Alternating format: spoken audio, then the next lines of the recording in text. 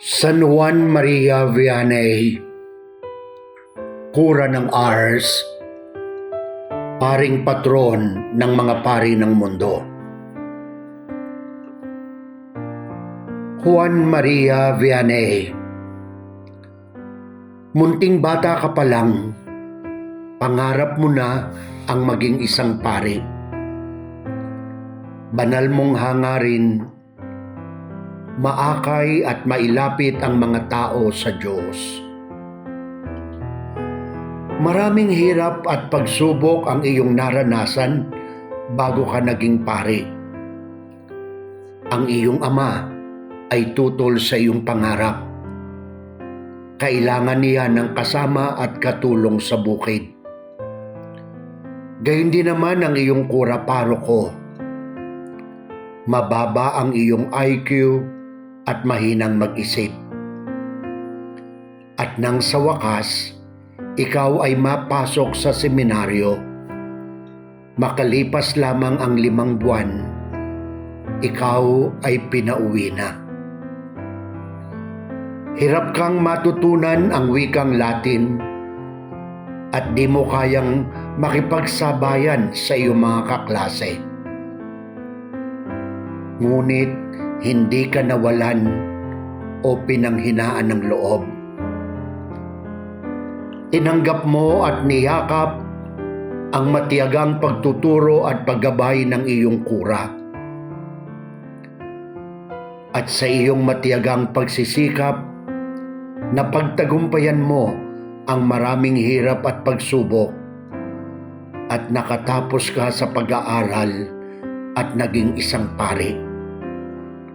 Oo, isang pari ayon sa puso ng dakila at walang hanggang pari. 13 ng Agosto, 1815, sa iyo ay iginawad ng inang simbahan ang banal na orden.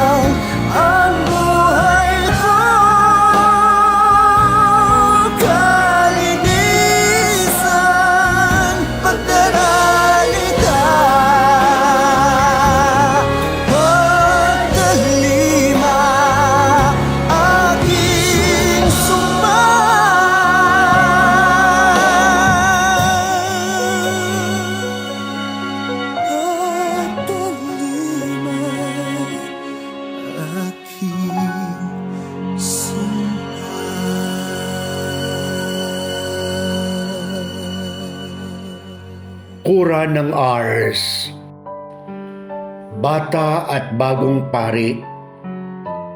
Ikaw, Padre Juan Maria Vianney, ay itinalagang kura ng Ars.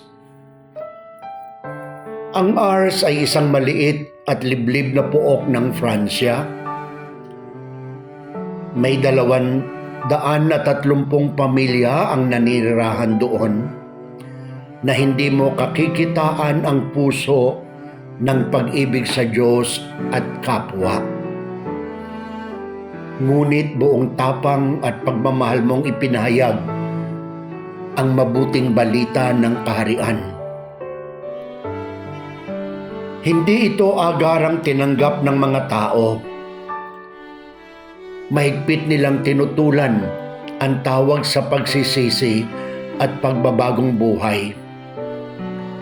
Sinikap pa nilang maalis ka sa Ars, ngunit hindi sila nagtagumpay. Ikaw, Padre Juan, ang nagtagumpay. Ang walang humpay mong pananalangin, ang iyong tahimik na pagtitiis at pagpapakasakit, ang iyong malalim na pagmamahal sa Birheng Maria ay nagbunga ng masagana. Sa panahong itinakda ng Diyos, ang Ars ay nagbalik loob sa Panginoon.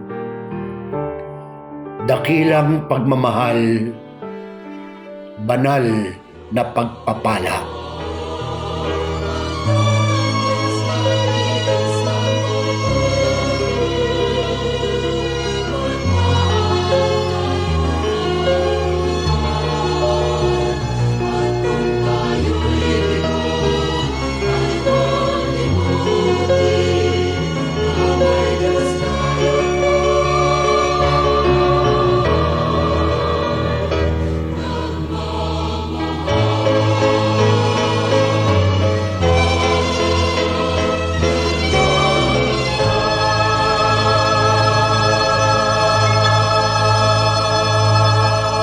Buhay ni Padre Juan sa Ars.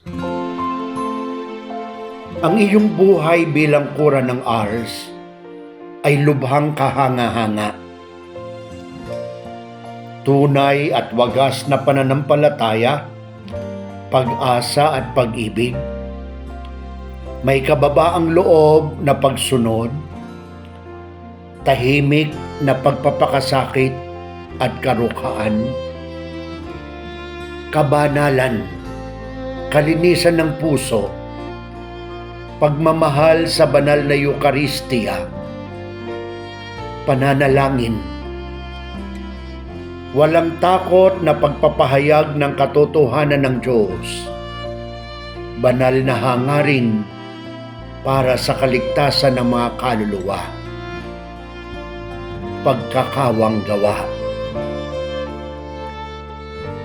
Sa simula ng iyong pagkapari, hindi ka pinahintulutang magpakumpisal. Kulang ang iyong kaalaman sa teolohiya. Ito ang paniniwala ng iyong obispo at kapwa-pari. Ngunit nang mabigyan ka ng pahintulot, nanatili ka sa pagpapakumpisal ng may 12 hanggang 14 na oras. At may pagkakataon pang nananatili ka ng 16 hanggang 18 oras.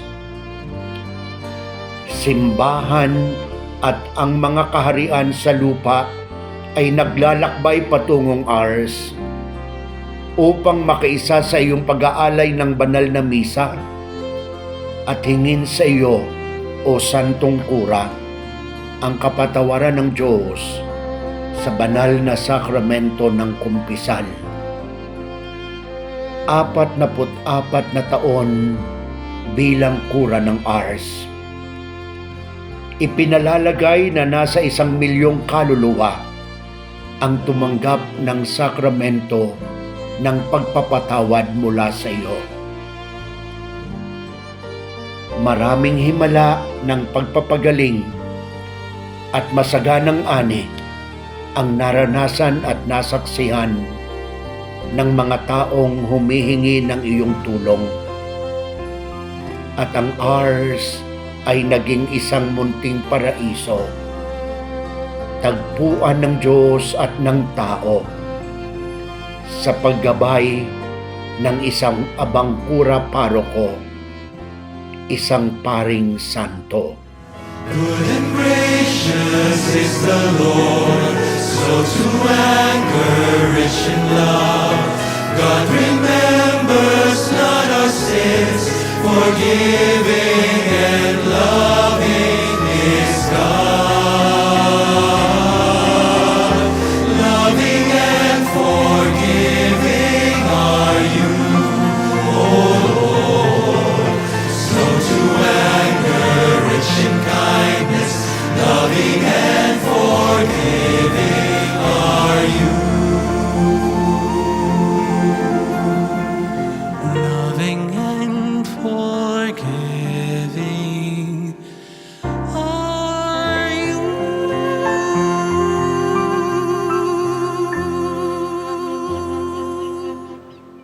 San Juan Maria Vianney, 31 ng Mayo, 1925, ang kura ng Ars ay itinalaga ng inang simbahan bilang isang santo.